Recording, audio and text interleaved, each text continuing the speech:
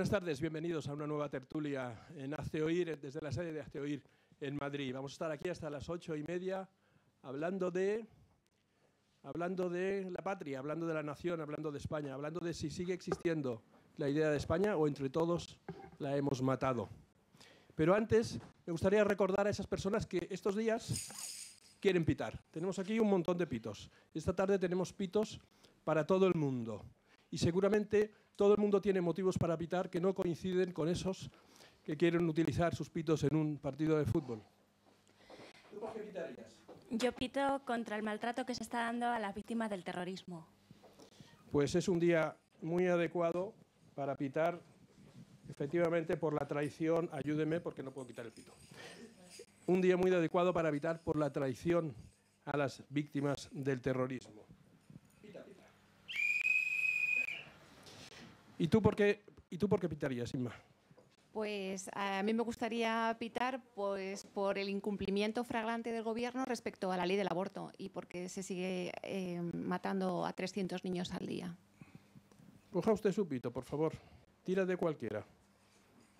Y pita, pita, pita. Hay muchos motivos, muchísimos motivos para pitar, y no precisamente para pitar contra este país, sino para pitar contra lo que algunos están haciendo con nuestro país. Empezamos.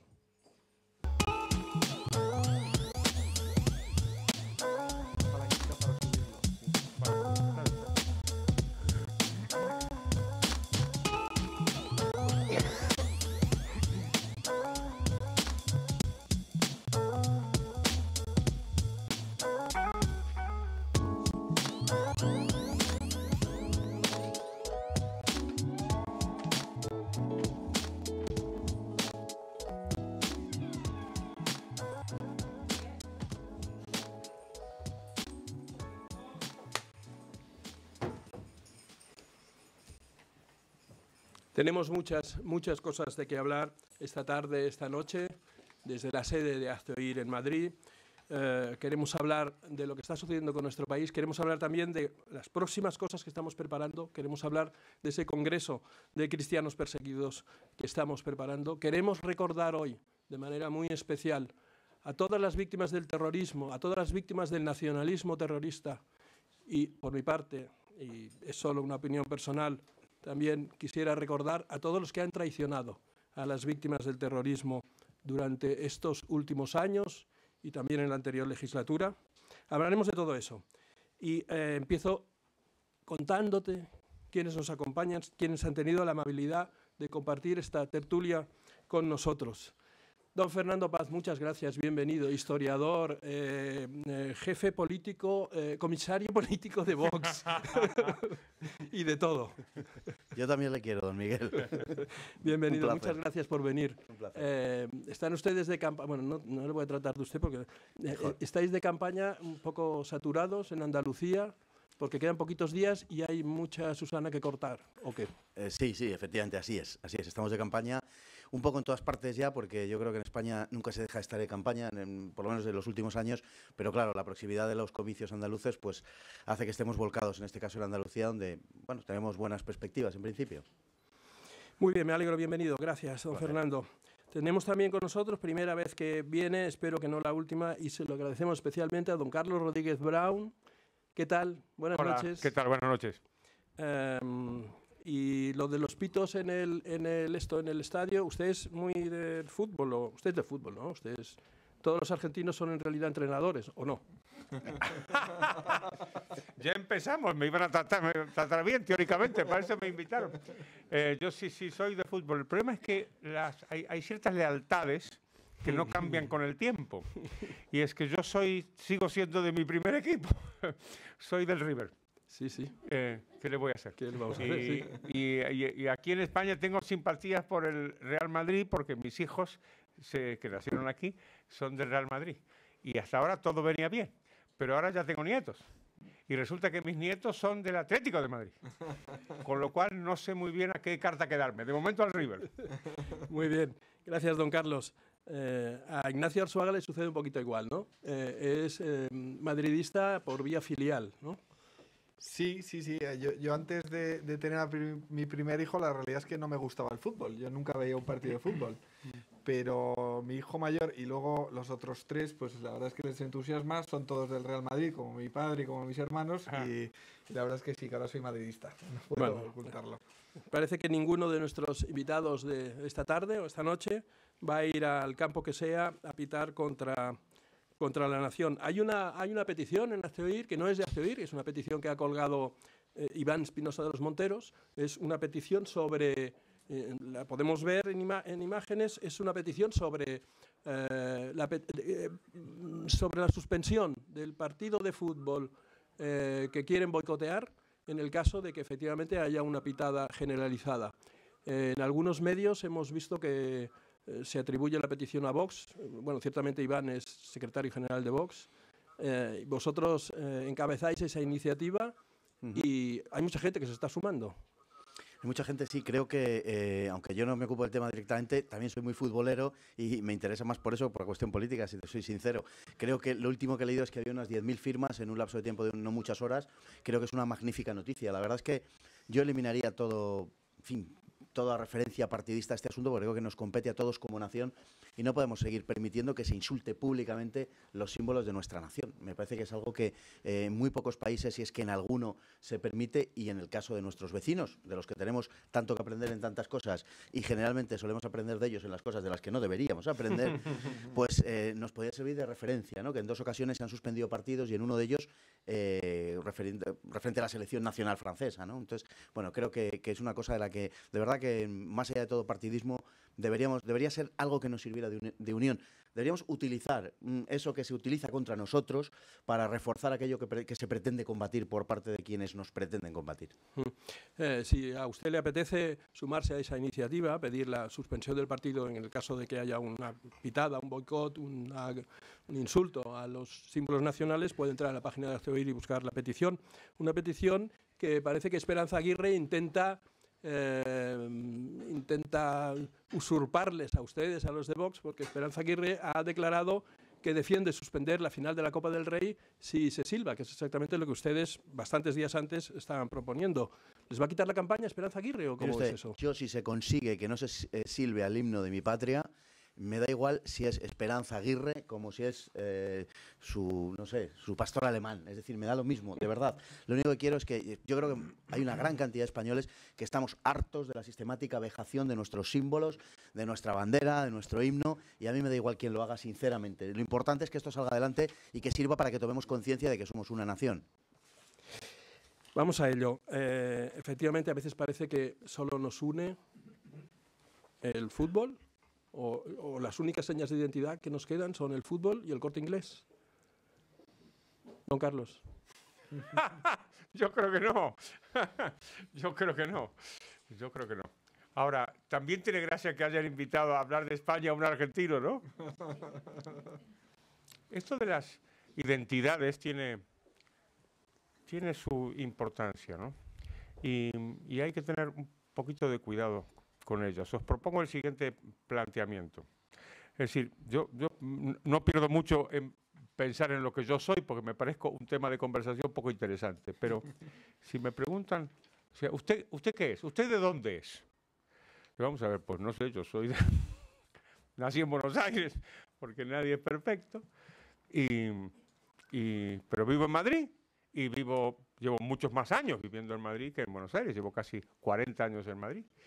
Y mis hijos, como he contado, son españoles y mis 7 nietos también son españoles y me imagino que mi familia pues seguirá siendo española. Para adelante. Para atrás, mi familia es múltiple.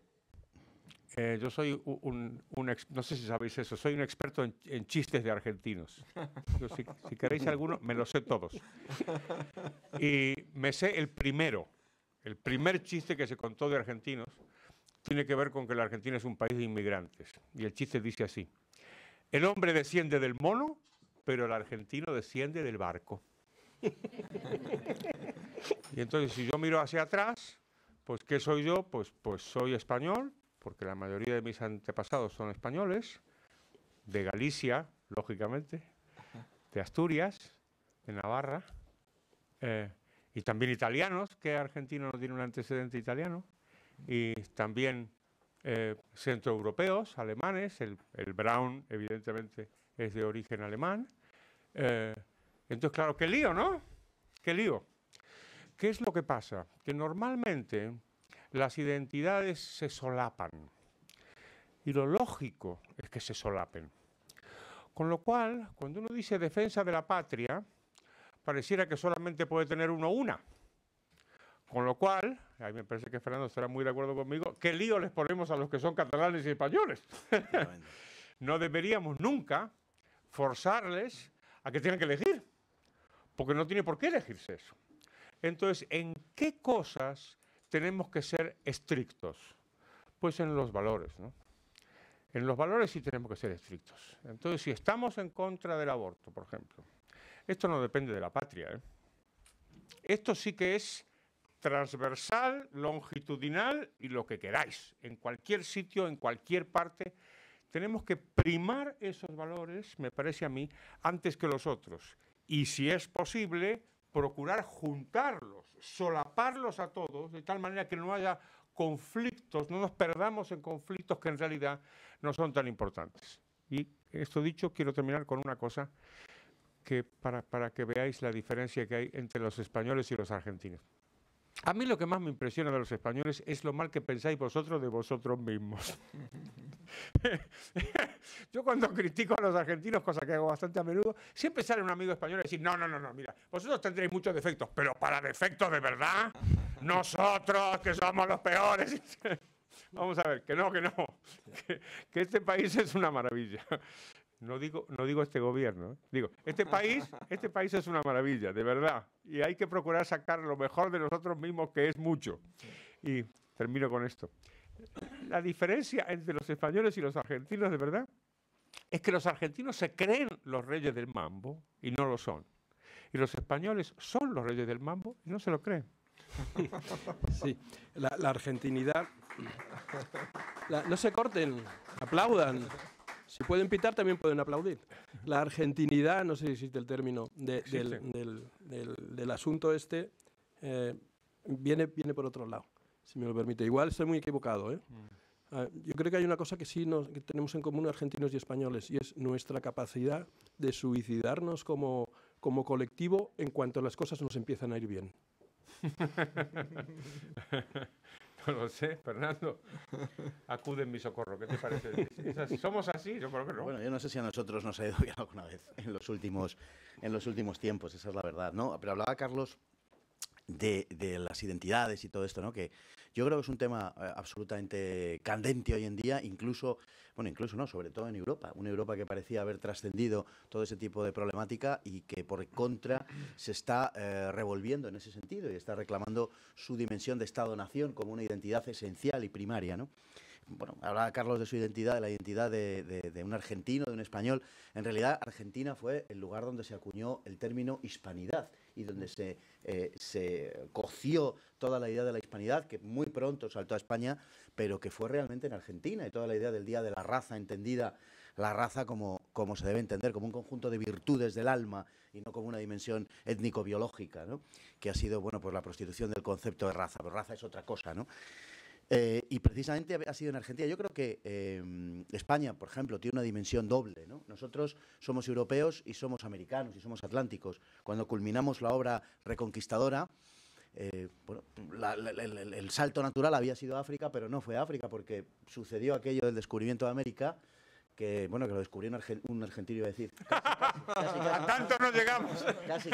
Pero vamos, lo descubrió un italiano que no estuvo nunca en Argentina, pero que hoy hace que se celebre el Día de Italia, ¿no? En muchos sitios de América, paradójicamente, porque el nombre de España, pues en fin, ha sido tratado casi diríamos en la historia universal como lo ha sido, ¿no? Pero España tiene una identidad doble, ¿no? En ese sentido. Entonces, a mí me gustaría distinguir una cosa que Carlos ha apuntado y que creo que es muy necesaria, que es la diferencia entre patriotismo y nacionalismo, ¿no? Porque muchas veces se entiende muy mal. Primero, porque se entienden como sinónimos, y segundo, porque parece que el nacionalismo es una especie de inflación del patriotismo, y no son términos equiparables en absoluto. Es decir, el nacionalismo es una cuestión ideológica, no es más que eso, es una cuestión ideológica, un producto decimonónico, un producto del siglo XIX, que hace asentar los afectos sobre lo telúrico, sobre la sangre, sobre la tierra, sobre cosas materiales, tangibles, mientras que el patriotismo es una virtud, es otra cosa. No podemos pensar que un republicano romano del siglo III a.C. fuera nacionalista, pues no tendría sentido hablar en esos términos, pero sí podemos pensar que era un patriota, o en la antigua Asiria o Babilonia o Egipto. Podemos hablar de patriotismo, pero no podemos hablar de nacionalismo. Por tanto, el nacionalismo sí es un concepto político, ideológico, ¿no? Esencialmente ideológico. En España no hay nacionalismo español. Y yo creo que esta es una clave para entender un poco también lo que nos pasa. No hay nacionalismo español. Hay nacionalismos españoles en la medida en que son nacionalismos periféricos, pero están creados sobre la antítesis de España. Es decir, la voluntad, por ejemplo, de Sabino Arana era crear una república en un lugar que es el País Vasco, sobre unos valores determinados, unos contravalores, unos valores que fueran la negación de los valores españoles. Y a fe que lo consiguió, porque España no fue nunca, jamás racista. Y sin embargo la formulación nacionalista, por oposición precisamente a lo español, sí fue explícitamente racista y se creó sobre unos pretendidos valores de sangre o de tierra, ¿no? De apellidos, entonces, ¿no? Es que la consecuencia lógica es que era un etnicismo. Lo que pasa es que luego se ha quedado muy mal porque la Segunda Guerra Mundial la perdió quien la perdió. Pero era un etnicismo, naturalmente que sí. Cuando uno leía a Sabino Arana, verdaderamente muchas veces hace palidecer las hojas del Mein Kampf. Es así de claro, ¿no? Y hay que decirlo. Por lo tanto, esa distinción del patriotismo y del nacionalismo me parece muy importante. En España no hay nacionalismo, no ha habido un nacionalismo español, no ha habido ninguna formulación intelectual de un mínimo calado nacionalista y, sin embargo, con el paso del tiempo parece que el patriotismo también se ha ido diluyendo. El patriotismo español era otra cosa diferente que no se asentaba en absoluto más que en un imperio del espíritu. Y con el espíritu, pues las cosas, digamos, que le son propias y que le adornan. Pero jamás fue España un país egoísta, jamás fue España un país nacionalista. Es que el patriotismo es integrador, ¿no? El patriotismo es el amor a la patria de uno, no es el odio al que es extraño, ¿no? Por eso el patriota puede querer mucho a la patria grande y a la patria chica, o sea, puede ser amar a Cataluña y amar a España, ¿no? Claro, el problema del nacionalismo es que precisamente lo que busca es identificarse, reafirmarse mediante la negación del que es diferente, ¿no? Entonces es cuando ya se excluye al que no piensa como uno, al que no acepta los dogmas del nacionalismo o al que no es de mi tierra, ¿no? Ese es el y bueno, pues claro, ¿cuál es el reto? Pues yo creo que es volver a demostrar que se puede ser. Yo creo que esa es la clave de superar estos problemas de separación y incluso de secesión que se están planteando en territorios como Cataluña o el País Vasco, es recuperar la idea de que se puede ser español y catalán, por poner, ¿no? Español y vasco. Y además ser muy español y ser muy vasco. Entonces, ¿cómo se consigue eso? Yo creo que hay que recuperar la historia, creo que hay que hablar de la historia común que tenemos todos los pueblos de España, que es maravillosa, que es muy rica. Creo que hay que recuperar esos símbolos y esos valores que nos unen, esa forma de ser que yo creo que compartimos todos los españoles con muchísimos matices. Es decir, que esa identidad propia de lo español va mucho más allá del idioma, por supuesto. Creo que incluye también el elemento de la religión, fundamental, que yo creo que precisamente esa identidad española que se labra con muchos antecedentes a lo largo de la Reconquista, pues claro, es la Reconquista frente al musulmán que nos había invadido, ¿no? del pueblo español, que era un pueblo cristiano.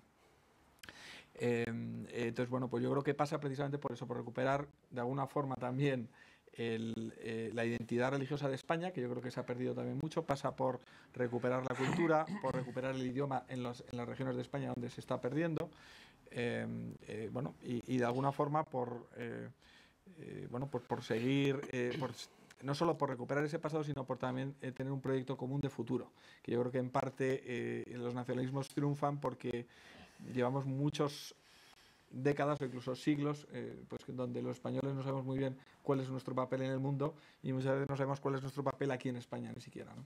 Al hilo de lo que decías, el general de Gaulle decía que el patriota es el que quiere a su tierra y el nacionalista el que odia a la de los demás, ¿eh? Y yo creo que es bastante exacta la definición, aunque De Gaulle siempre tendía a hacer estas comparaciones y en fin, en forma de paradoja, pero creo verdaderamente que es así. Es decir, y por eso digo que España nunca ha sido un país nacionalista en absoluto, sino que ha sido todo lo contrario, es un país patriótico y por tanto un país integrador. Bien, es verdad que no sé si de cara, sobre todo a nosotros mismos, eso ha servido de demasiado.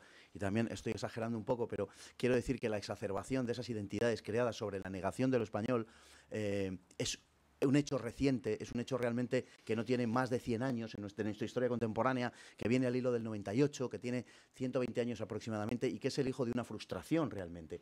Y que si nos fijamos, precisamente el nacionalismo en España es, al revés de lo que sucede en otros lugares, en otros sitios, es una reivindicación de aquellos a los que todo les sobra. Es la protesta de los privilegiados. Son las regiones privilegiadas en España, las regiones económicamente privilegiadas en España, las regiones que incluso han llegado a condicionar todo el desarrollo español. No les estoy echando la culpa de ningún atraso ni nada parecido. De eso son ellos precisamente los adalides, ¿no? Pero sí digo que es inevitable reflexionar acerca del papel de Cataluña durante el desarrollo español, el desarrollo económico del siglo XIX, por ejemplo, un desarrollo que le favoreció enormemente, pero no tanto al resto de España, ¿no?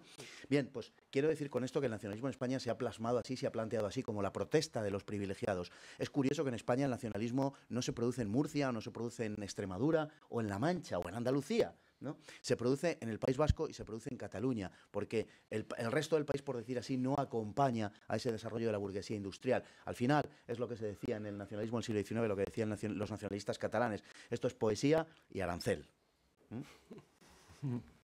Me gustaría hacer un comentario de historia y después hacer un poquito de propaganda liberal. Porque ya pasamos, ya como son las 7:20 y todavía no he hecho propaganda liberal. Al hilo de lo que comentaban tanto Ignacio como Fernando, esta historia de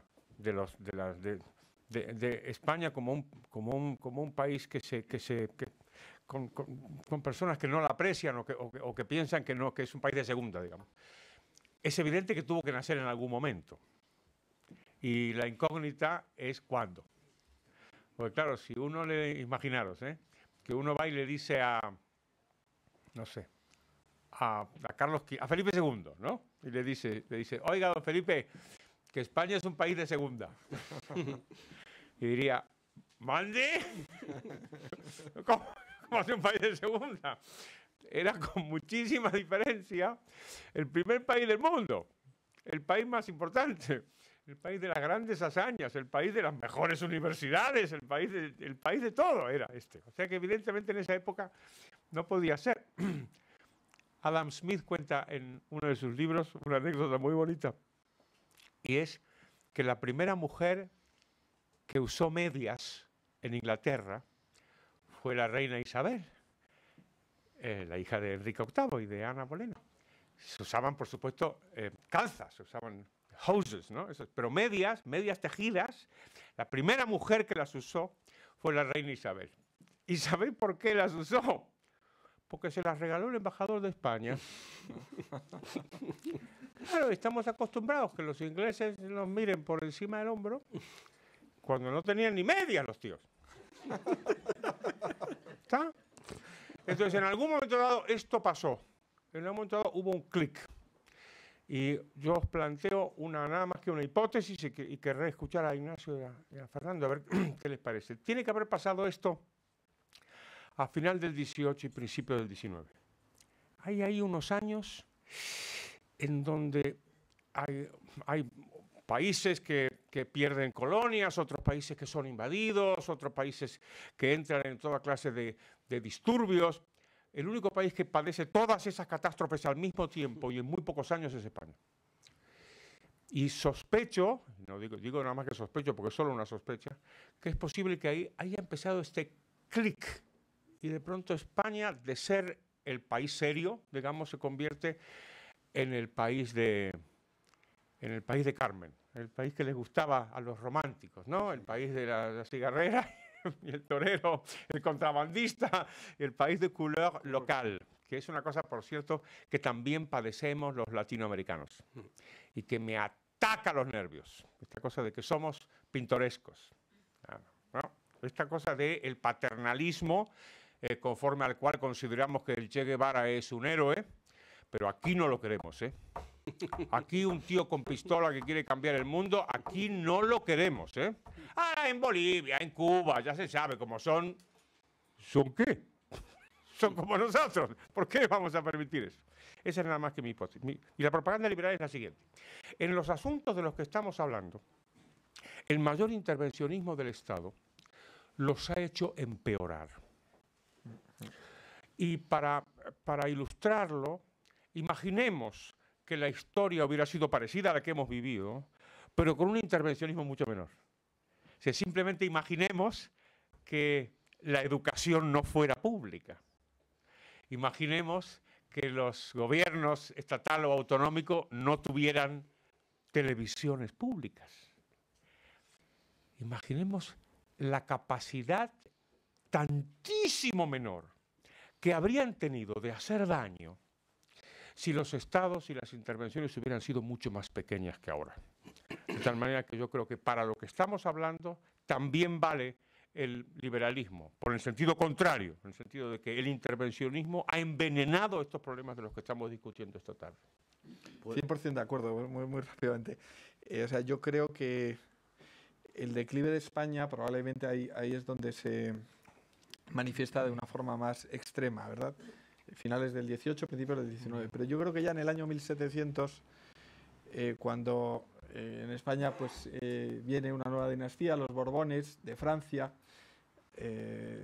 termina la época de los Austrias, y claro, importan el modelo de Estado de Francia, que es un modelo de Estado mucho más centralista que el que existía en España hasta esa fecha. Y yo creo que ahí empieza el intervencionismo del Estado. Ese es el punto en el que en España, siempre mirando hacia Francia, porque luego ocurre lo mismo con Napoleón y con lo que trae, y con los códigos, y con la estructura jurídica y con la estructura administrativa del Estado de España. Bueno, pues yo creo que ese proceso de centralismo y de intervencionismo se ha ido acelerando a lo largo desde ese año, desde el 1700 hasta hoy. Y seguimos exactamente igual. Vamos a terminar defendiendo a don Carlos esta noche y no a don pero, Carlos Rodríguez Van. Pero vamos, yo estoy totalmente de acuerdo. Creo que la sociedad es la que tiene que sacar adelante un país, y claro, si el Estado crece, como ha crecido, con la época de Franco, que era un dictador, que era un régimen autoritario, pero claro, es que el poder en la transición no pasa de una persona al pueblo, sino que pasa a una élite, que es la clase política, y seguimos en esas. Y el Estado, por supuesto que ya descentralizado, en comunidades autónomas que asumen un poder creciente y tremendo, bueno, pues se añade al poder que ya tenía el Estado central. Bueno, es cierto que cede parte de ese poder, por supuesto los ayuntamientos, y finalmente la administración pública, pues yo creo que impide que España crezca a la velocidad y se desarrolle y profundice en su democracia, en nuestra democracia, a la velocidad que debería hacerlo, ¿no? O sea que yo ahí coincido completamente. Lo único, creo que el proceso empieza un poquito antes, ¿no? Pues yo voy a aprovechar para hacer propaganda antiliberal. Porque precisamente España, quizá otros países sí que se prestan más a ese discurso, ¿no? Pero la historia de España en general, y concretamente la historia más reciente de España, no es precisamente un ejemplo que pueda avalar las tesis liberales. Por supuesto que siempre podremos decir, a título puramente abstracto, decir, bueno, si no hubiera intervenido los poderes públicos, seguramente todo hubiera ido mejor. Bueno, en España lo que no ha hecho el Estado o la Iglesia está por hacer. Es decir, en España la sociedad civil ha sido siempre tremendamente flaca, ha sido una sociedad civil subdesarrollada.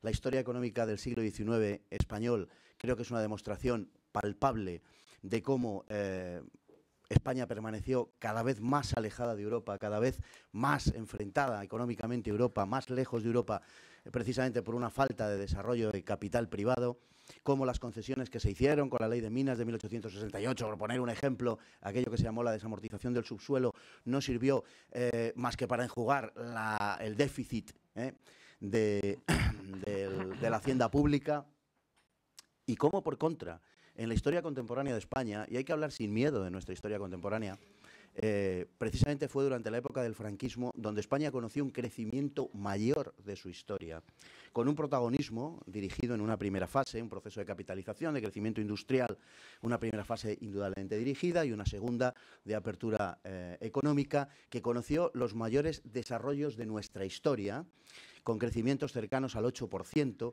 haciendo de España la 9ª potencia industrial del mundo. Son hechos históricos que no podemos seguir hurtando a la realidad. Y no se hizo desde parámetros ese primer proceso precisamente liberales por la misma razón, porque la sociedad civil española era una sociedad, pues como digo, en fin, muy raquítica, ¿no? No había una burguesía, no había una clase media, hubo que inventar literalmente desde cero una clase media. El propio Caudillo dejó bien claro que la clase media era su legado a la posteridad por encima de todo en entrevistas que dio al final de su vida. Y es innegable que España no ha conocido un desarrollo como ese, pero voy a decir más. España en 1975, con esa política económica, que al final sí fue una política mucho más aperturista, tenía un índice de convergencia con Europa, con los países fundadores de la Unión Europea, es decir, con Alemania, con Italia, con Francia, con Holanda, con Bélgica y con Luxemburgo, y entonces, añadido Gran Bretaña y Dinamarca, tenía una convergencia del 81%. Con respecto a esos países, lo que pasa es que ahora no nos lo dicen, nos hacen trampa, con respecto a esos países la convergencia hoy es del 72%, no llega al 72%. Hemos perdido casi 10 puntos de convergencia con Europa. Esa es la realidad. Hoy, cuando nos dan las cifras europeas, nos incluyen a Letonia, a Bulgaria, a Polonia, y entonces parece que nos mantenemos mal que bien. Pues no, no nos mantenemos mal que bien. Con respecto a los países fundadores nucleares de la Unión Europea, hemos perdido casi 10 puntos de convergencia. Y no ha sido precisamente por una política liberal. Naturalmente ya sé que don Carlos, al que sigo mañana tras mañana, me va a decir que por supuesto que esto no es liberal en absoluto, en lo que probablemente también tiene razón para ser justos, ¿no? Pero quizá esas políticas liberales donde encuentren un mayor refrendo histórico sea o en el desarrollo español del siglo XIX, y precisamente por las carencias estructurales de nuestra economía y más que de nuestra economía, yendo más allá de nuestra sociedad, podemos decir que fue prácticamente un fracaso absoluto. Y yo creo que, por ejemplo, el desarrollo del ferrocarril es una de las cosas que mejor ilustran esto, ¿no? ¿Seguimos? Por favor. Vamos a ver, con respecto a lo que decía Ignacio, esto del centralismo y la descentralización es paradójico. Fijaros, efectivamente, España importa, como bien has dicho, este modelo centralista francés. Y sin embargo, son los propios Borbones, incluido, ¿quién es el mejor alcalde de Madrid? Don Carlos III, lo que hace a final del 18 es abrir el comercio de las Indias, que era un monopolio. ¿Dónde está la casa de contratación? Está en Sevilla, claro. Y abre el comercio a las Indias, y eso significó que los catalanes, que no podían comerciar sino a través de Sevilla, pudieron comerciar directamente a través del puerto de Barcelona. Y fueron estos mismos centralistas.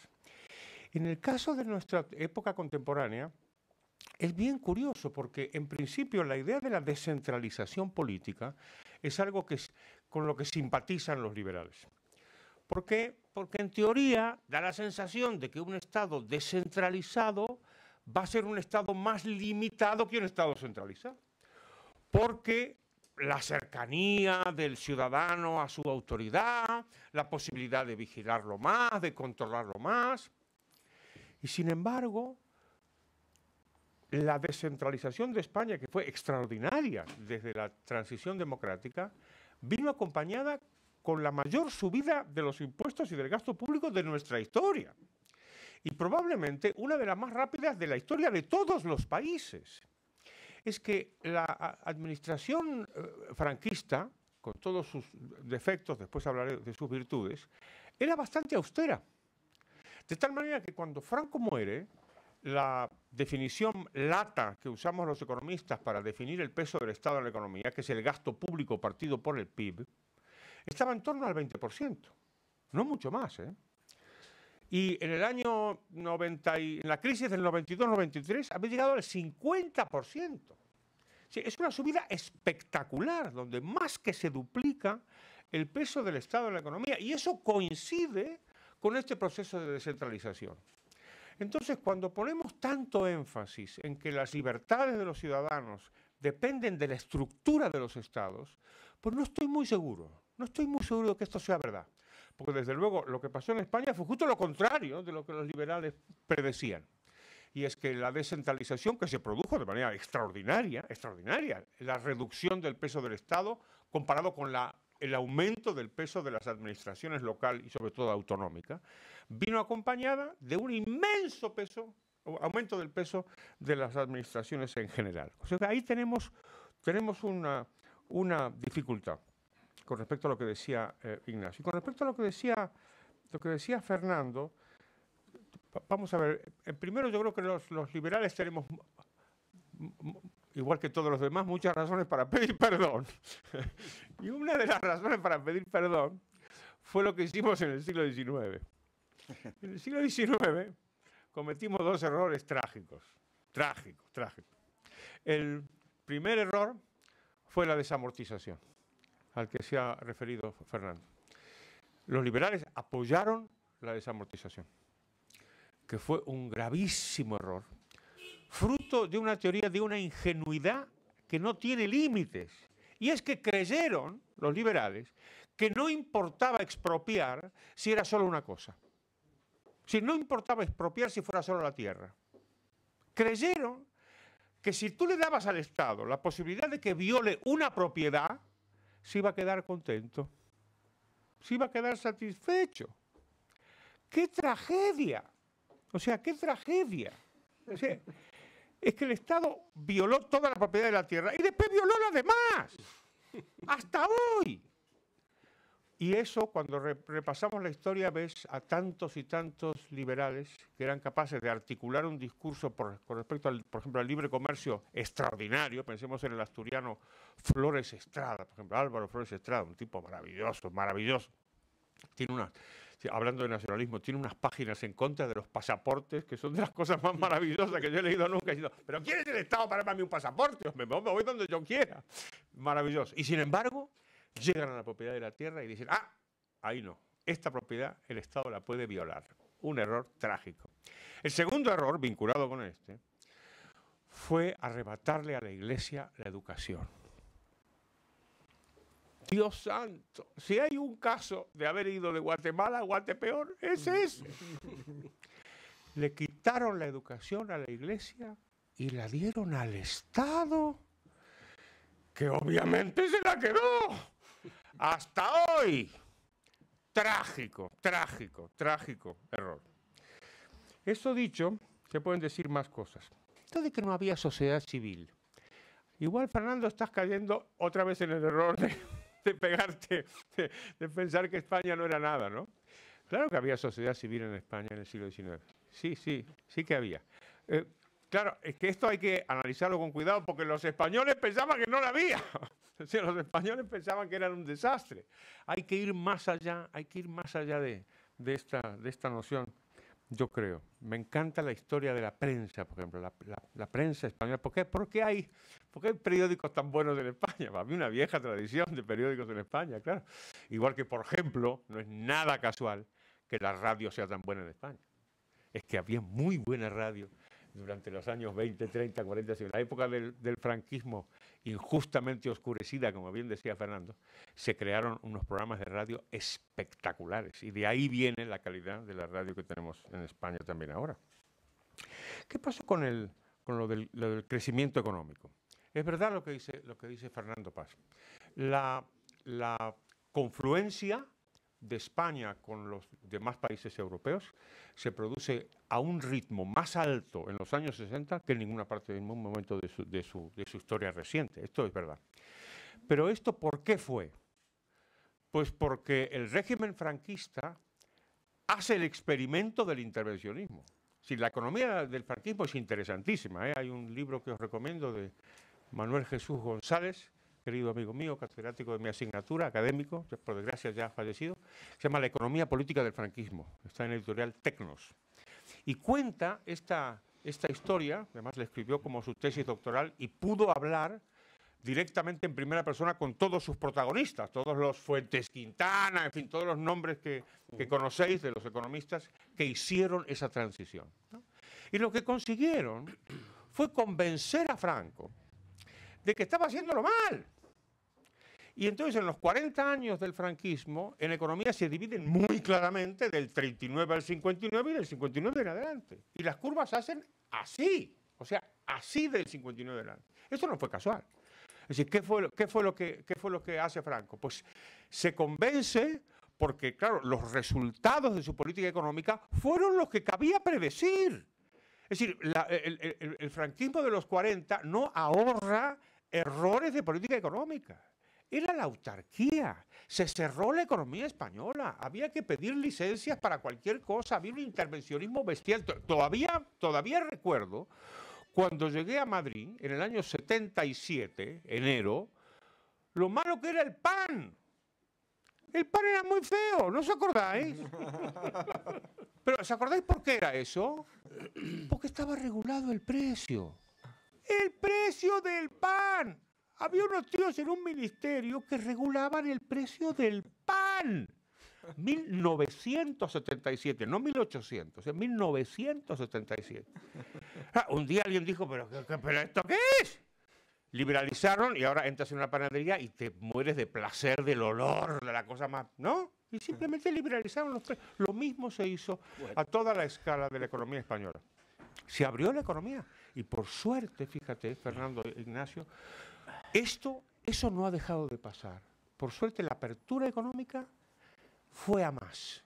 Esto es una de las cosas buenas que ha habido y yo creo que hay que ponerlo en el debe del liberalismo. Yo creo que no en el haber. Bueno, esto exige una respuesta, si me permites. Sí, por favor. Breve, Gracias. Pero bueno, en primer lugar, dar las cifras simplemente de lo que era la clase media en España en 1860, abarcaba entre un 4 y un 5% de la población, es decir, aproximadamente la octava parte que en Gran Bretaña. Luego, evidentemente, no son magnitudes comparables, en fin, lo que podría constituir la base, los mimbres de la sociedad civil con respecto a otros países de Europa, ¿no? En cuanto a lo que se ha dicho de la autarquía, vamos a ver, no podemos considerar la evolución de la economía aislándola de los factores políticos. España sale de una guerra civil y sale de una guerra civil en la cual el bando que vence en esa guerra civil y que se ocupa del conjunto de España tiene que asumir media España que ha quedado literalmente asolada y cuya economía es un desastre absoluto. En la zona nacional durante la guerra no se pasó hambre, pero al asumir el conjunto de España la situación cambió. Además, eso coincide con que 5 meses después comienza la Segunda Guerra Mundial. España tiene unas exportaciones, si no recuerdo mal, del 40% a Alemania, y eso queda cerrado porque Francia, el 3 de septiembre de 1939, declara la guerra a Alemania. En cuanto y por supuesto de ahí se derivan un montón de cosas, como el hecho de que durante la Segunda Guerra Mundial dependíamos de las concesiones británicas, de los Navy Fares, de los permisos para traer los alimentos en barco, etcétera, etcétera, ¿no? En fin, bueno, es un tema además que he tratado bastante, pero no quiero detener en él. Pero sí quiero decir que no podemos examinarlo, no nos queda más remedio que hacerlo desde el punto actual, claro, pero la autarquía entonces tenía un gran nombre. Lo que no tenía ningún pase era todo lo contrario. Es decir, la economía globalizada había sido una de las causas, había acompañado perfectamente a la crisis del 29. Esa globalización económica había hecho caer como un castillo de naipes a partir de todo el sistema de préstamos, había sido un factor coadyuvante de la crisis del 29. En todo caso, así se percibía. Y los dos países que habían salido de la crisis en mejor posición eran la Unión Soviética e Italia, dos países que habían quedado fuera de los circuitos de globalización y que habían perdido proporcionalmente. La Unión Soviética era un desastre por todos los conceptos, pero Italia lo era mucho menos, habían quedado mucho menos tocados. En definitiva, la versión política de eso a lo que llevaba era a considerar que la autarquía, el intento de que los países se autosatisfacieran económicamente, parecía plausible en aquel momento. Es decir, no era una doctrina estrictamente ligada a una ideología, sino que era una forma de ver la economía. Naturalmente luego eso fue rebasado. Pero no es cierto que a Franco se le convenciera en eso como en otras cosas. Por supuesto que sí, que hubo que convencerle, pero no deja de ser un mérito del régimen en sí mismo aquellos crecimientos que no solo suceden a partir del año 59, sino que hay toda una serie de medidas económicas que se toman antes y, por ejemplo, salimos de la cartilla de racionamiento al mismo tiempo que Gran Bretaña, lo cual no es poco mérito dada la diferencia entre un país y otro. Os voy a pedir que volvamos un poquito más a pegarnos sobre el terreno, sobre el tema. No podemos seguir peleándonos con esto. No podéis seguir peleándonos porque me gustaría hablar de los políticos y de la relación que existe entre los políticos, lo que algunos llaman la casta, con la crisis de la idea de España y también de las autonomías, porque algo tendrán que ver las autonomías y esta Constitución que tenemos con esa crisis de la idea de España. Pero antes Antes me gustaría hablarte de Isabel. Mira este vídeo, por favor. No tiene nada que ver, pero déjame que te cuente una historia.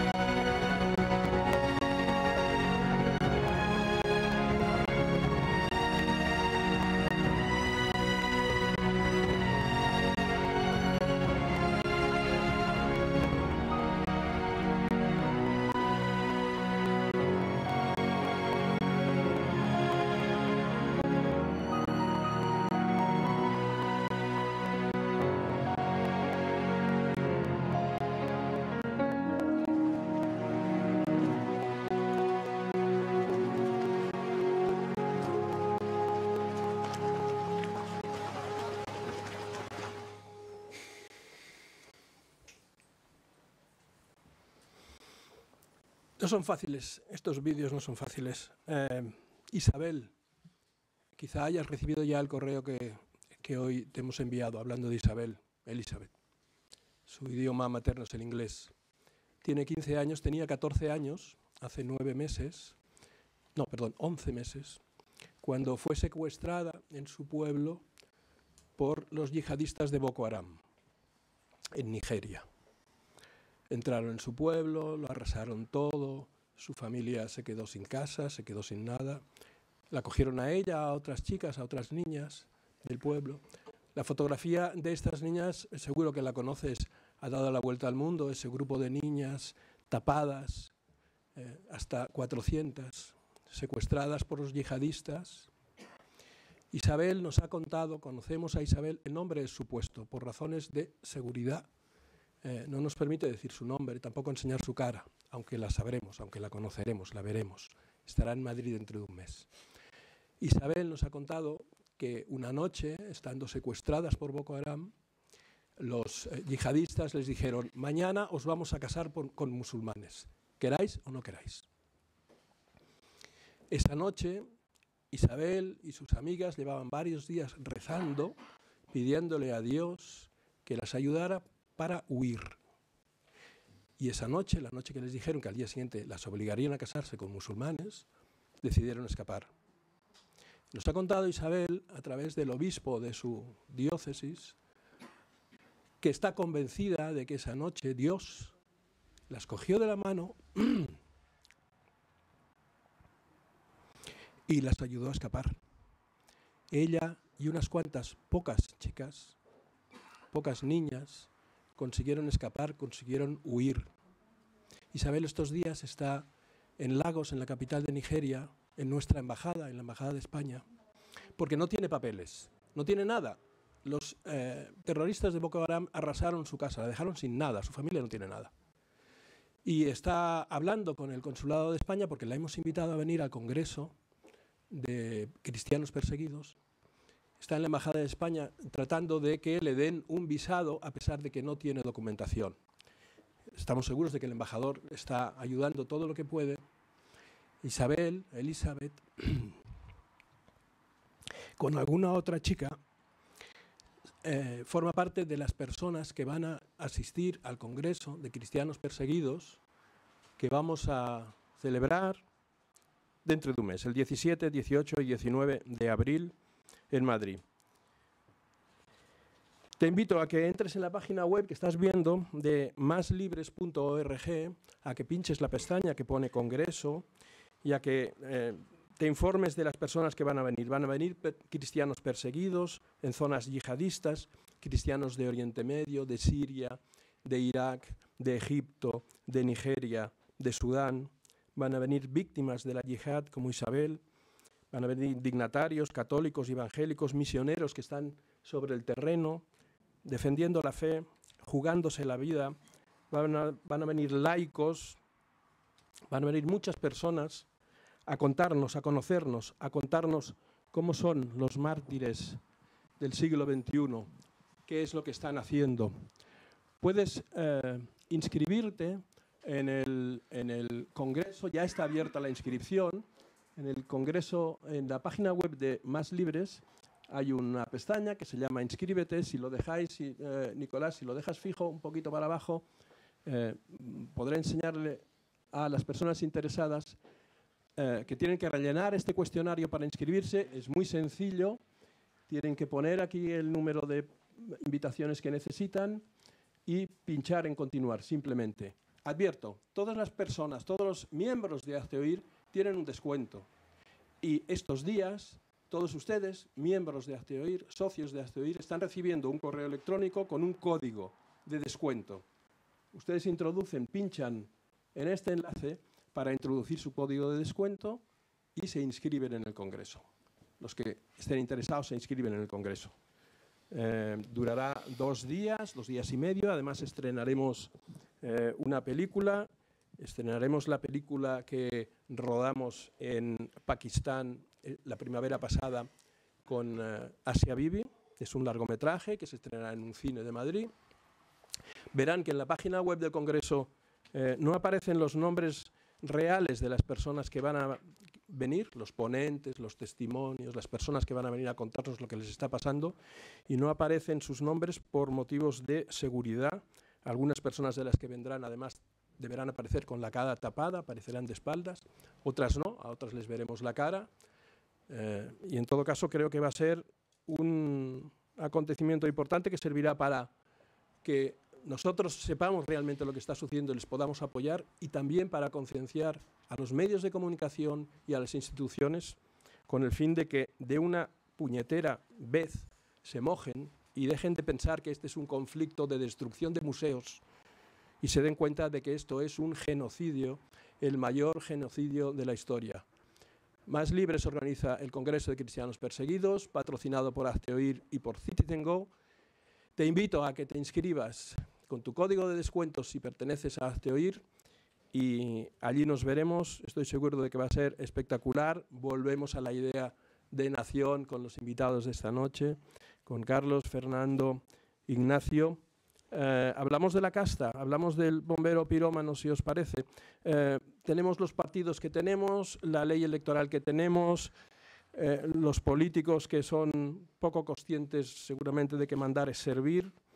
Tenemos un país podrido por la corrupción y algunos siguen pensando que la solución a esta falta de patriotismo y a esta crisis de idea de España sigue en manos de los políticos, de esos políticos que a lo mejor han sido como el bombero pirómano, han sido los causantes del problema frente al que nos enfrentamos. ¿Qué opináis?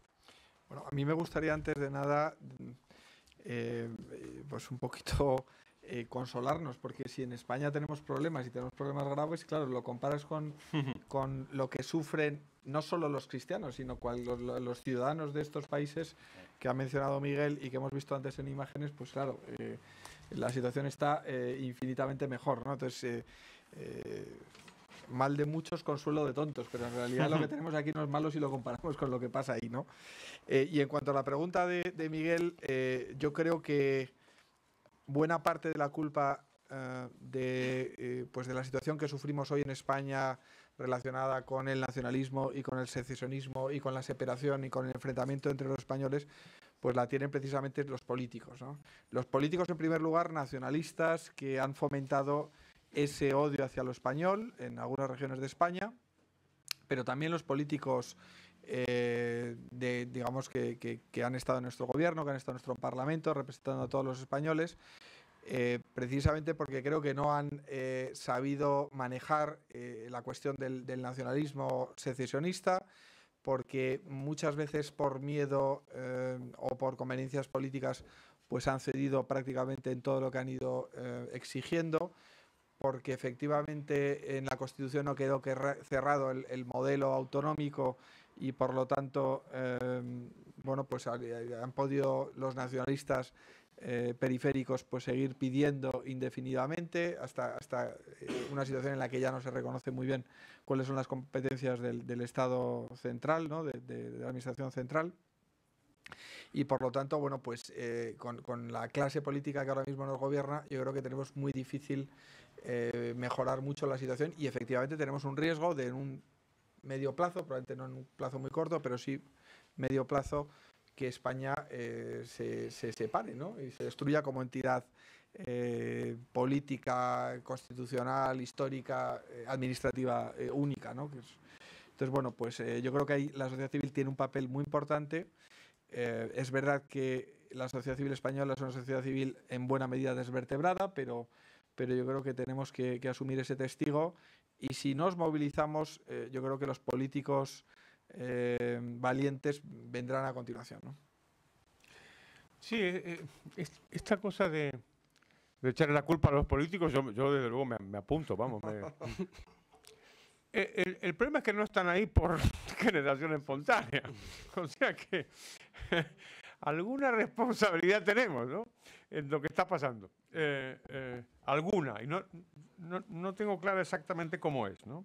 Pero fijaros qué curioso cómo ha pasado este fenómeno de que los estados se vuelven cada vez más grandes y al mismo tiempo cada vez más fofos. Es un proceso como de gordura. Son gordos, ¿no? No son capaces de cumplir con misiones muy elementales. Esta cosa terrorífica que nos comentaba Miguel, ¿no? Unos tipos vienen a un pueblo, secuestran a 400 niñas y se las llevan. Sí, vamos a ver. ¿Os acordáis cuál fue la actitud en Occidente cuando esto pasó? Hubo una campaña para pedir que las devolvieran. Oye, qué encantador, ¿no? Y la gente decía, bring back our girls. Pero vosotros creéis que unos tipos capaces de hacer eso se van a amedrentar por una campaña de la televisión y porque un actor, una actriz o un intelectual digan bring back our girls? Hay que ir a por ellos, tú. Es que no hay otra manera. A esa gente no hay otra manera. Y sin embargo eso es lo que nunca pensamos. Aquí somos crueles con el contribuyente, por supuesto, ¿eh? Vamos, no dejen ustedes pagar. Vamos, bueno. Iba a decir que si dejan de pagar impuestos se les cae el pelo, pero es una metáfora poco feliz en mi caso. Los estados son brutales para eso. Pero en cambio, para cosas elementales, como, no sé, proteger a un tendero que en Barcelona quiere rotular su escaparate en español, que me parece una cosa bastante normal. Oye, para eso no. Para proteger el derecho a estudiar en el idioma que tú quieras, en el caso de que estés en Cataluña y seas español, el Estado ahí no te protege. Digo, pero cosa más curiosa, mientras tanto, es enorme, ¿no? Y pasa algo curioso con el aprecio que le tenemos a los políticos. Contaba José Bono, que no miente todo el tiempo, una vez que en el año 1812 en Cádiz, cuando se juntaban los representantes, por cierto, muchos de América, para redactar lo que iba a ser la PEPA, la Constitución de Cádiz, el pueblo de la ciudad celebraba la reunión. Y se juntaban a las afueras de donde se celebraban esos encuentros, y cuando llegaban gritaban ¡vivan los diputados! ¿Concebís eso ahora? Oye, que no había democracia, ¿eh? Era 1812, esto era una democracia, en fin, de aquella manera, ¿no? Ahora somos mucho más democráticos mucho más democráticos, tenemos muchas más elecciones, participamos mucho más en la vida política y al mismo tiempo detestamos a aquellos a los que nosotros mismos hemos elegido. Houston, tenemos un problema.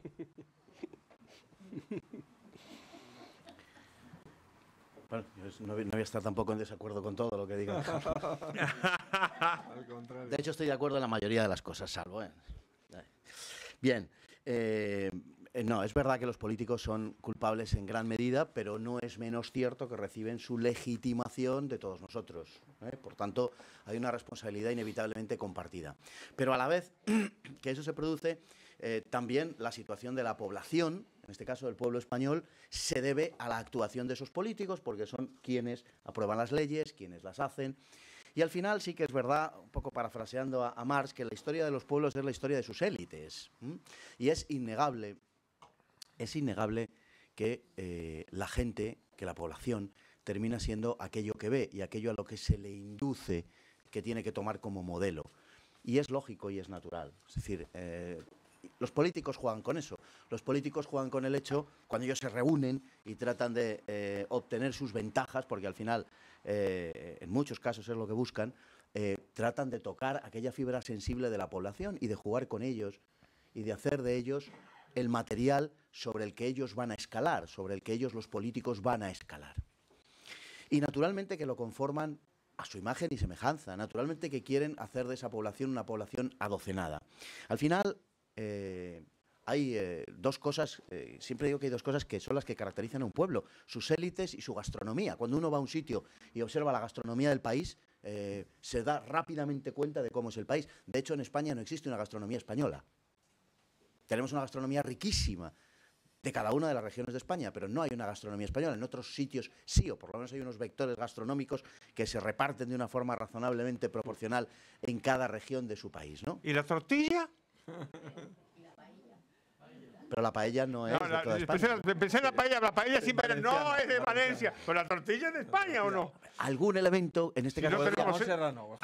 No, el jamón serrano no, es de una zona de España muy determinada, la El zona jamón serrano se come en occidental. toda España y se come que mucho. que se coma Se así. come Y el, mucho. y el La cocido. tortilla, no me quitéis la tortilla. Pero tenemos el cocido.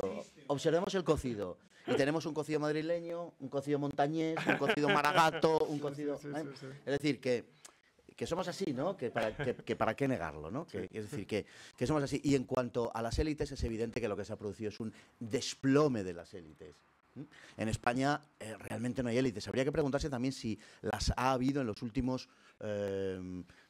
probablemente 200 años. Nos podemos retrotraer hasta la época de Carlos IV, Carlos III, Carlos IV, donde hay una dimisión masiva de las élites. Pero es que ya viene de antes, porque cuando se produce la crisis de 1640, los aristócratas, que lo son en función de sus servicios a la monarquía, se niegan a servir a la monarquía porque son aristócratas. Y no quieren ir a Portugal, y no quieren ir a Cataluña.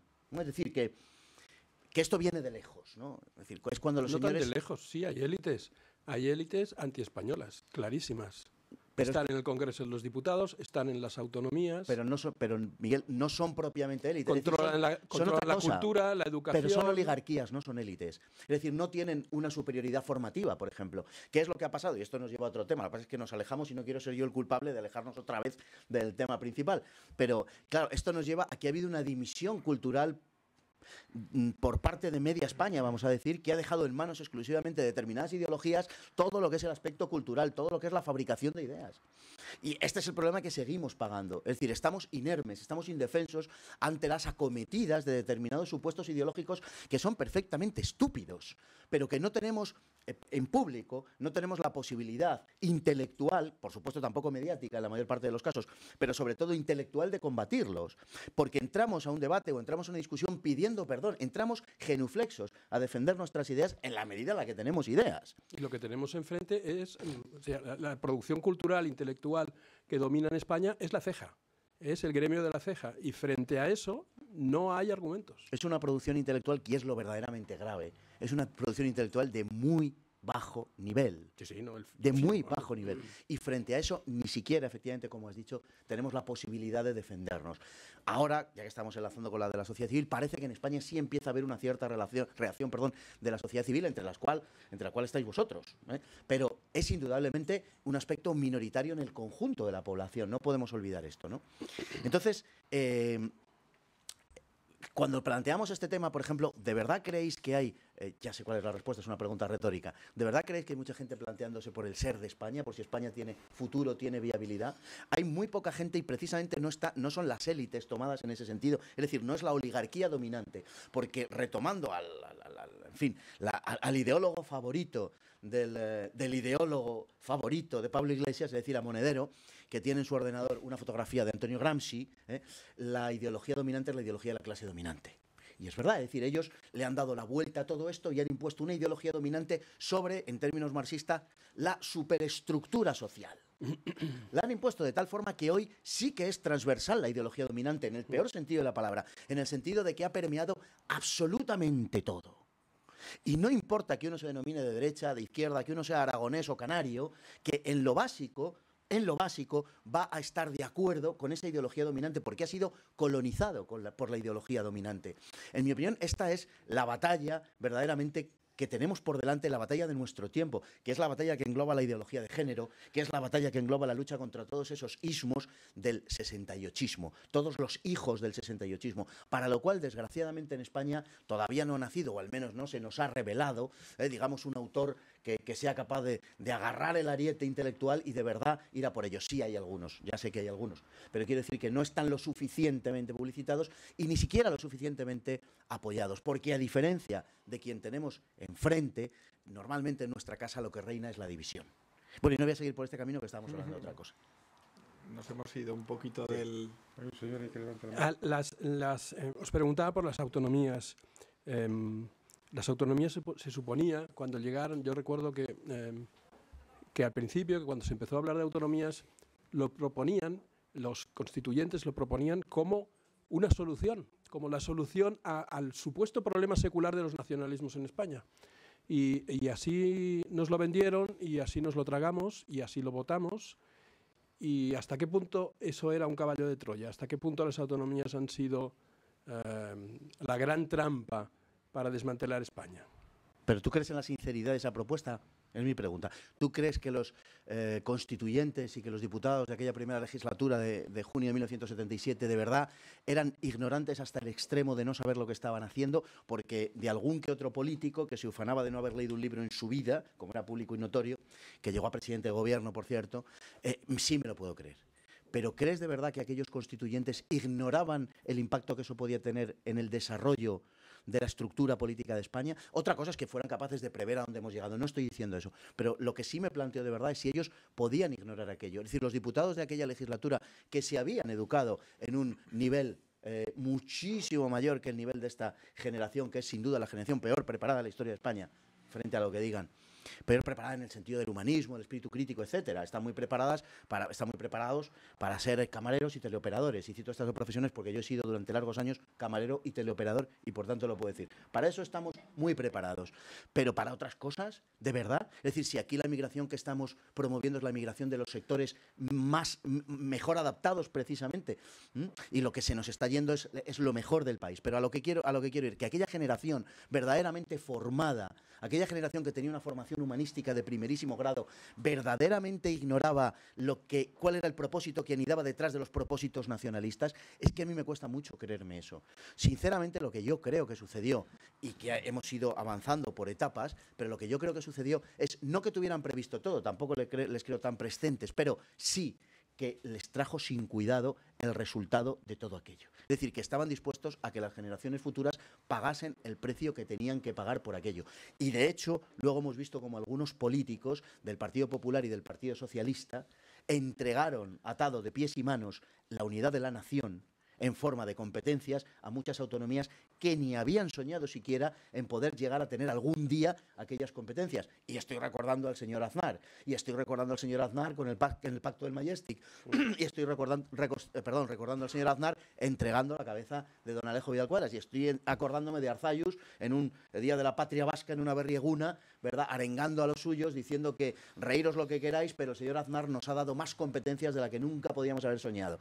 Quiero decir que aquí, con la unidad de España, se ha estado mercadeando miserablemente, esa es la realidad. Y la unidad de España es no una cosa seria, es lo más serio que tenemos. Es una herencia casi bimilenaria, es una herencia que procede como poco, del Tercer Concilio de Toledo, de Recaredo, que se hace, que gira en torno a la unidad católica de España, que es cuando el reino godo se convierte y se funde con el pueblo hispano-romano, que era profundamente católico y al que no pudo doblegar en su catolicismo desde el arrianismo de ninguna de las maneras, porque el tuétano constitutivo del pueblo hispano-romano, o sea, de aquellos españoles, valga la transposición, era profundísimamente católico, y de entonces hacia hoy eso es lo que ha constituido verdaderamente el tuétano del ser español.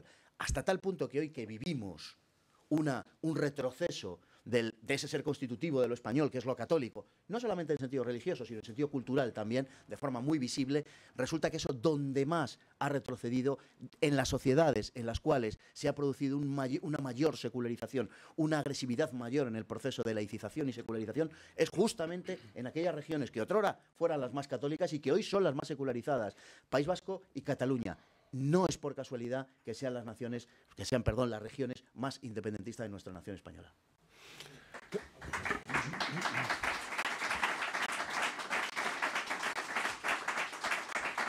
Sí, estoy bastante de acuerdo con Fernando, pero digamos, yo no sé si es que nos mentían, pero sí es verdad que lo que decían fue un mensaje comprado, por seguir utilizando estas metáforas económicas, por muchas personas en la España de los 70, de los mediados 70, finales 70, cuando yo llegué a vivir aquí. Y era el argumento de que, bueno, dado que existen, como dice la Constitución, nacionalidades y regiones, vamos a descentralizar el poder y les vamos a dar cosas. Y a medida que les demos cosas, confiamos en que sus ímpetus secesionistas se van a ir mitigando. Esto era lo que se decía. Fue, como bien sabemos, un gravísimo error, porque el resultado fue justo el contrario. Entonces, ¿qué es lo que podemos decir? Que a medida que pasaron los años, esa creencia resultó cada vez menos legítima. Y ya al poco tiempo de andar, resultó claro que la dinámica iba a ser una dinámica separatista, que era la dinámica en donde estamos instalados ahora, y que ese argumento no valía.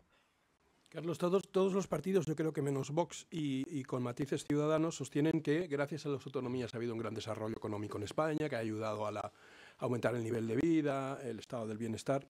Las autonomías y la economía son sostenibles, el estado de las autonomías es sostenible económicamente, lastra el desarrollo del país o lo beneficia. ¿Es mentira o es verdad que las autonomías han supuesto un espaldarazo económico para el desarrollo español? Yo no creo que haya un espaldarazo para ellas y sus gobernantes. Eso, desde luego, no hay más que ver lo prósperos que están. Las administraciones autonómicas han crecido muchísimo y todas tienen pues televisiones autonómicas, o como dice un amigo mío, yo quiero un observatorio, porque todas las comunidades tienen observatorios. Yo digo, para que me nombren algo, que me nombren un observatorio. O sea que más bien ha sido lo contrario, ¿no? Si hemos crecido económicamente, que hemos crecido desde luego, ha sido a pesar del gobierno. No sé si os suena esa frase, pero no gracias a este fenómeno. Es muy difícil encontrar una razón económica para justificar el crecimiento de las autonomías en términos de que hayan logrado un mayor bienestar para la comunidad. Más bien el fenómeno es al revés, yo creo. ¿Seríamos una sociedad más eficiente desde el punto de vista económico sin autonomías? Yo no estoy muy seguro. No estoy muy seguro de eso, porque a lo mejor sí, pero vamos, lo único que puedo decir al respecto desde la incertidumbre es que a veces creemos que los estados son muy diferentes y que la clave de los estados es cómo se organizan internamente, ¿no? Y si hacéis un recorrido y miráis los estados del mundo, pues sí, hay algunos que son más descentralizados que otros, pero nombrarme uno en donde en conjunto se haya achicado.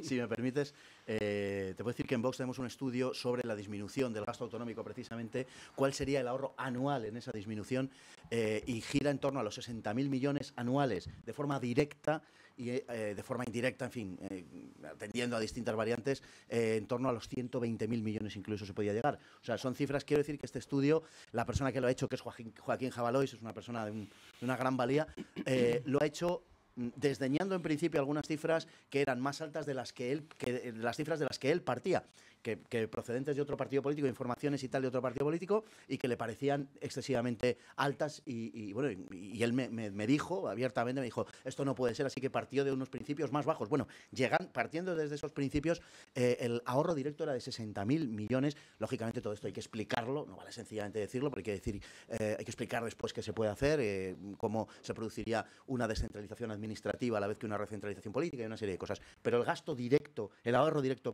que se produciría sería un ahorro muy notable. Entre otras cosas, porque no hace falta ser el genio de la lámpara maravillosa, es que es una máquina de colocar amigos, de colocar parientes y de hacer clientelismo político. Si es que no lo necesitan para ninguna otra cosa, esa es la realidad. Las administraciones están absolutamente hiperinflacionadas. Hablábamos antes del año 75 tomándolo como referencia. Bueno, pues el año 75 había en España no llegaba a 800.000 funcionarios.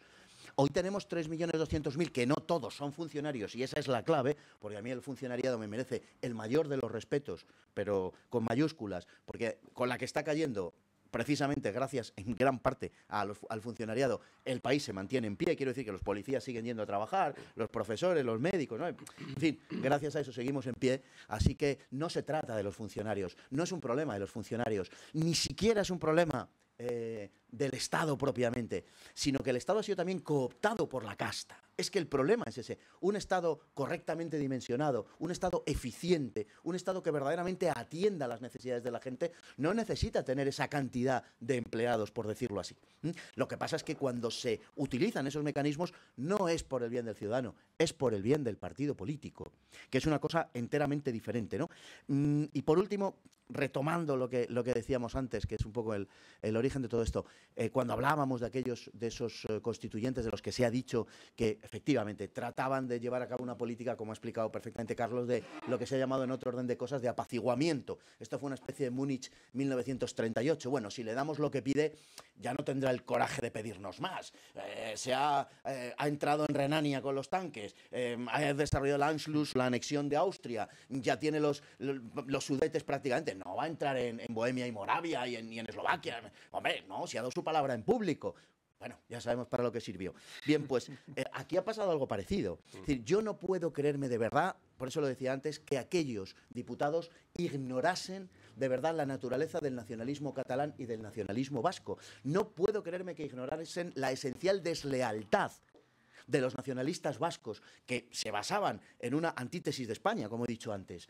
Y no puedo imaginarme que en ningún momento se les pasase por la cabeza pensar que el nacionalismo catalán iba a tener incluso en la persona de Tarradellas, iba a tener algún tipo de lealtad hacia el conjunto de España. Porque un Estado de las autonomías, y eso debían saberlo, y estoy convencido de que lo tenían que saber y lo sabían, un Estado de las autonomías en modo alguno podía satisfacer los anhelos políticos del nacionalismo catalán. ¿Por qué? Porque el objetivo del nacionalismo catalán no es que hubiera una España descentralizada. Al nacionalismo catalán, el modo en que se administre La Rioja, pues no le da ni frío ni calor. O el modo en que se administre Extremadura. Al nacionalismo catalán no perseguía eso. Perseguía el reconocimiento de su singularidad. Lo que quiere es un régimen aparte del conjunto de España, del resto de España. Por lo tanto, la concesión de un régimen autonómico para el conjunto del país, lo que iba a producir inmediatamente era un aumento de las demandas de techo competencial por parte de Cataluña. Estaba cantado, puesto que el objetivo de Cataluña era la reivindicación de esa singularidad. En la medida en la que se arbitró de forma inopinada, porque es que no había casi nacionalistas en España, esa es la realidad, en 1977, en la medida en la que se fabricó aquello para producir un consenso más amplio entre un gran número de fuerzas, lo que hicimos fue crear un problema sencillamente donde no existía, o donde este problema era muy minúsculo. Porque quien se repartió el poder no era la sociedad, era la clase, ahora se está de moda decir la casta política, la clase política, y efectivamente había políticos nacionalistas. Entonces yo creo que se quiso integrar en ese consenso constituyente de los años 70 a los nacionalistas, y entonces se estableció un régimen competencial muy abierto donde cabía un Estado que mantenía muchas competencias o lo contrario, un Estado que perdía casi todas las competencias y se las daba a las autonomías. Yo creo que ese fue el motivo. Efectivamente, ¿por qué en un momento determinado se empiezan a dar esas competencias? Bueno, pues porque se necesita el apoyo político, lo has comentado, de los partidos nacionalistas, no solo se le dan competencias, sino que se le da dinero, cada vez más dinero, y de ahí que aumente la administración pública. Se crean pequeños cotos en cada una de las comunidades autónomas, donde la clase política controla los medios de comunicación, crea clientelismo entre los votantes, y luego además se plantea el España nos roba, fundamentalmente en Cataluña, pero también en otros sitios, buscando esa especie de enfrentamiento para conseguir más, y siempre con la amenaza de la abstención, para conseguir más dinero y más competencias. Y eso no ha parado hasta hoy, ¿no? Entonces, existe el riesgo cierto, creo yo, de que Cataluña se separe de España, que es casi el último paso, ¿no? Porque es un proceso lógico.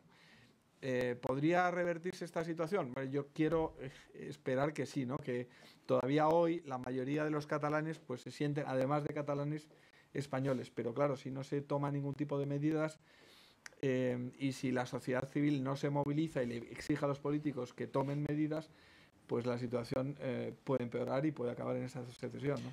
Si me permitís... Sí, una cosa Muy brevísima. breve, por favor. Sí, sí.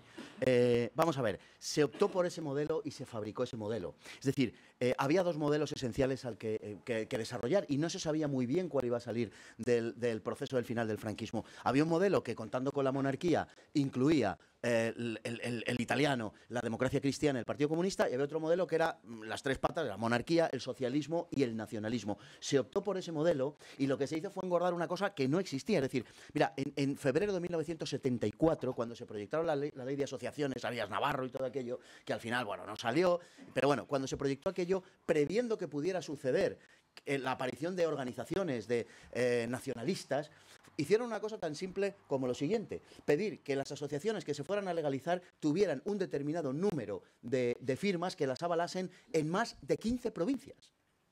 Y con eso se cargaron la posibilidad de que naciese ningún tipo de organización nacionalista, porque no era pensable que una asociación nacionalista catalana tuviera en más de las 4 catalanas, en Baleares y ya puestos a delirar en las 3 valencianas. Pero ¿qué les iban a firmar? ¿Los cacereños iban a conseguir 20.000 firmas en Cáceres? Era muy improbable, ¿verdad? Es decir, que si hubiera habido una voluntad de abordar aquello, se podría haber hecho. El problema es que obedecía a un modelo preestablecido, a un modelo que le interesaba a nuestros socios, que interesaba en Europa y que interesaba también a los Estados Unidos, que tutelaron todo el proceso. Está muy animado el chat de la transmisión en streaming, en internet. Lourdes, Critilio, Elentir están hablando de gastronomía, de dinastías y de liberalismo. Y hay también bastantes preguntas aquí en la sala de las personas que nos acompañan. Os ruego brevedad en las respuestas, concreción en las respuestas. Nacho, José María pregunta: ¿está de acuerdo en que el Partido Popular y su gobierno es el único partido político del mundo que hace lo contrario de lo que quieren sus electores? Bueno, yo creo que esto, España en este caso no somos los únicos. Yo creo que es bastante común y que muchas veces por ganar votos se dicen unas determinadas cosas y luego normalmente por otro tipo de intereses pues se hace lo contrario. Pero desde luego el caso del Partido Popular es un caso muy extremo.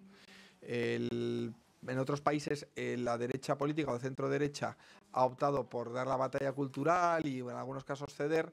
Yo creo que el Partido Popular ha renunciado a dar cualquier tipo de batalla, no solo la batalla cultural, sino cualquier tipo de batalla. Carlos, ¿qué le parece, te preguntan, qué le parece para beneficiar a todos los españoles tipificar como delito en el Código Penal el déficit público? Uy, no, por Dios, no. Esto de... No más delitos, por favor.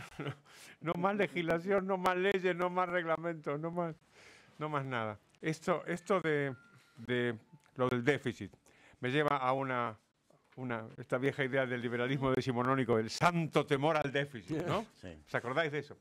Hay que tener mucho cuidado por eso, porque sí es verdad que hay que tener santo temor al déficit, pero los que lo acuñaron pensaban en unos estados muy pequeños y una presión fiscal muy pequeña. Ahora tenemos unos estados enormes y en el momento que decimos que hay que suprimir el déficit público, lo primero que se les va a ocurrir a los gobernantes no es bajar el gasto público, sino aumentar los impuestos. Es lo que ha pasado, es lo que está pasando, vamos, en los últimos años. Fernando, Manuel pregunta. Manuel habla del secuestro del lenguaje, ¿no? De cómo nos han quitado las palabras. Se ha sustituido el término España por Estado o país. ¿Cómo podemos combatir eso? ¿Cómo podemos evitarlo? Bueno, es muy complicado, o sea, es decir, retomando o combatiendo esa hegemonía ideológica que tienen otros sectores, que detentan otros sectores. Yo lo he contado alguna vez, antes ya no, pero antes apuntaba todos los jerebeques que hacían los personajes públicos de la comunicación para no decir España. Y había algunos verdaderamente encomiables, desde el punto de vista lingüístico e intelectual. Hubo uno que me encantó por su sencillez. Y era un tipo que hablaba desde Vitoria, y creo recordar, no me quiero equivocar, bueno, da igual la emisora que fuera, donde llegó a decir que aquí comenzaba la tercera etapa de la Vuelta Ciclista al Estado. Con lo cual yo me imaginaba que salían de la delegación de Hacienda, iban a la comisaría, ¿no? Es decir, vivimos en un delirio, ¿no? Pero realmente no hay otro camino sino el de dar la batalla cultural, el de no tener complejos y decir sencillamente lo que pensamos y aquello en lo que creemos. Nacho, ¿me ayudas a ¿aguantas este cartelito, por favor? Por supuesto.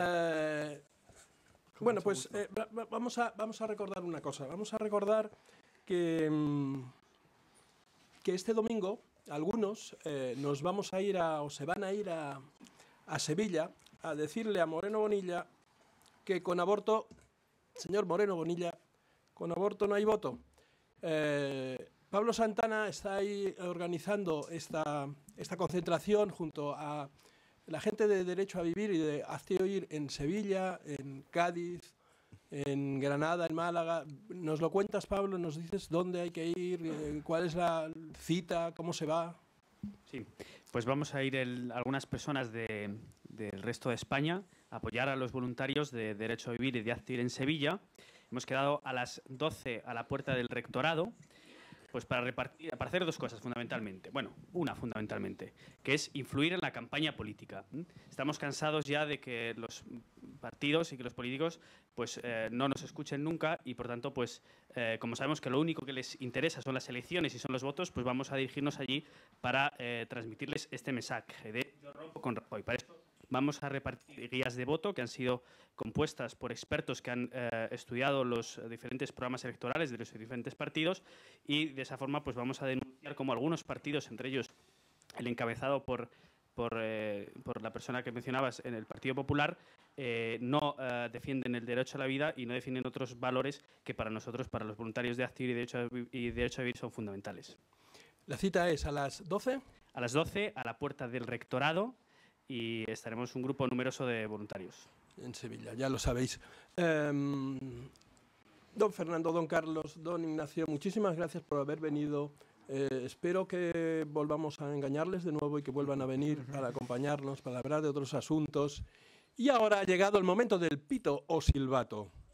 Consiste en, yo no sé si ustedes están muy a favor o muy en contra de romper con Rajoy, como estamos Ignacio y yo, y no sé si ustedes tienen motivos para silbar, para pitar, como los tienen algunos en los partidos de fútbol. Yo les invito al que quiera que rompa con Rajoy, al que quiera que pite. Y buenas noches y muchas gracias por acompañarnos.